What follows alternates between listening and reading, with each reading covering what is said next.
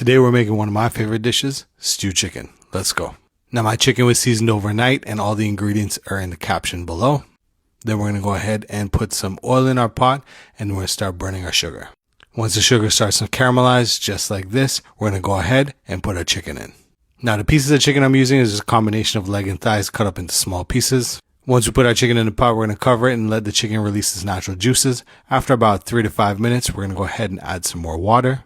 And we're going to add the rest of our seasonings. 1 packet of sazon, about 2 teaspoons of Badia Complete seasoning, green onions, fresh shadow benny, and some green seasoning.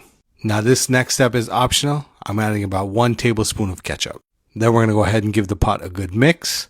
Once we give that a good mix, we're going to go ahead and cover it down. We're going to let this chicken cook for about 30 to 35 minutes and until the water has evaporated, until we get this nice thick sauce. To finish it off, I'm adding some fresh green seasoning, and there you have it. And literally, I could eat this every single day of the week. Now I'm going to be having this with some yellow rice, some black beans, and some corn. And this is a 10 out of 10.